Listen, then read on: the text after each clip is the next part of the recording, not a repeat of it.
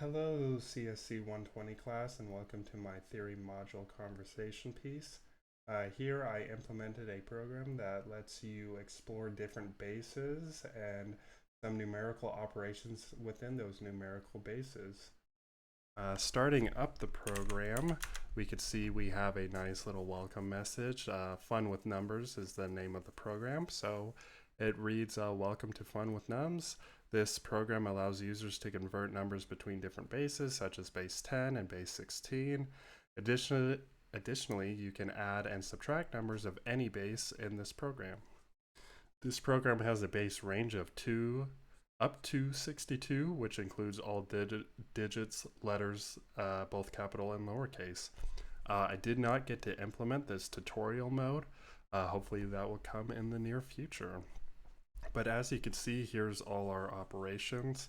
Let's actually start with this last one so you can see what I mean by 2 to 62. So here is all the possible values in base 62.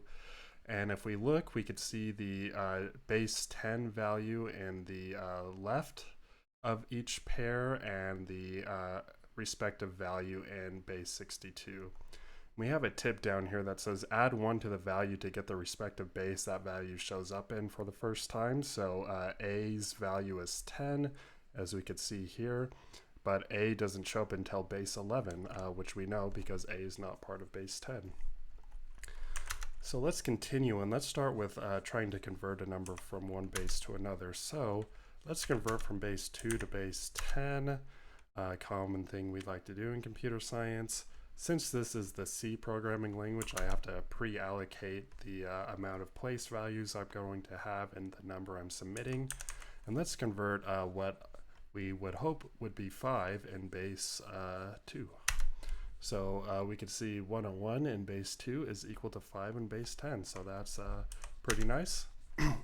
Now, one thing that's nice about this program is that it will check to see if you entered a valid value. So A is not in base 2, so it's going to tell us that. Likewise, if I told the program I was going to give it 3 values in the number and I don't do that, it's going to tell me. So let's move on to the complement. So let's work in base 2 again, and let's work with the value 101. So 101 in base 2 is complemented is 011, which if we remember the rule of looking at all numbers up to the first one and then flipping every other bit, that checks out because we have 1, 1, and then we flipped 0 to be 1 and 1 to be 0. Let's look at this now in base 10 real quick, just to show that it can do other bases. So let's do a 2-value number, and let's do 25. So we got 25 in base 10 complemented to 75, and I actually have a base 10 complement calculator up here, and we can see that that agrees here. Basically, in any base, if you take the highest value of that many placeholders, so in base 10, the highest 2 value digit we have is 99. We could subtract the value we're looking at and then add 1 at the end. So let's continue. And let us now look at addition. So let's do one in base 16 real quick. And let's do the value B78. And then our second value will also be in base 16 with 3 values, and let's do 8AB.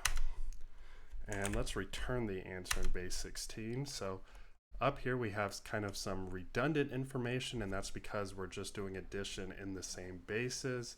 So B78 is obviously B78 in base 16, likewise with 8AB. And then this part will show us whether we complemented a number or not, which we did not do that here because we're just adding. We can see if there's a carry value. It is up to the user to decide whether the carry is an overflow or not. This program does not discriminate between different sizes of numbers. And then we have the addition of B78 in base 16 and 8AB in base 16 yielded 1423 in base 16, which if we go here, we could actually see that if I add these two numbers. Cool, so we got 1, 4, 2, 3. So I'm actually gonna flip these values, show you something important in this program. So one thing we can do is convert, add numbers in different bases. So if I do base 5 with a value of 34, which should be 19 in base 10, and then I do 2, and let's do 5. So 34 should be 19 in base 10, and hopefully if I actually ask it to give us the answer in base 10, we should get 19 plus 5, which is 24, and that's actually what happens here. And if you look up here, you can see that 34 in base 5 is equal to 19 in base 10. Likewise with 101 in base 2 is 5 in base 10. So that's pretty nice that that gives us that information, and we see that there's no carry value in this. Now, if I go to subtraction, let's do the base 16 again. So we'll enter the B78 for our first value, and then let's enter the 8AB for our second value and return it in 16. So we could see that the subtraction of B78 and 8AD should be 0 to CD. So let's check that with the calculator. And that is the case. But let's see what happens if we flip those numbers. So if I do base 16 with a 3 value number and do 8AB first, and then do B78 and return the answer in base 16, we see that we get FD33. If I go to this calculator and swap the values, you'll see that we will not get that here.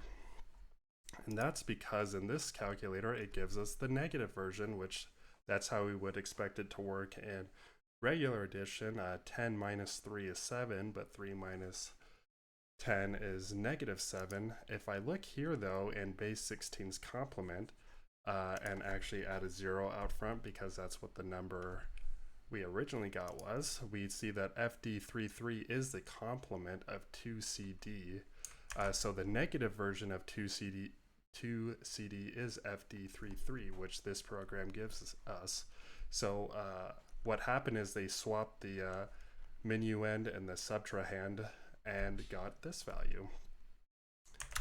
So lastly, I just want to show that you could subtract two numbers of different bases. So if we go here, let's do base 5 again. Let's do 19, which is 34 in base 5.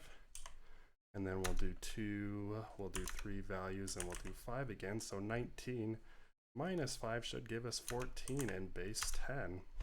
And look at that, we got that number. So this is all the operations that you could do within the program.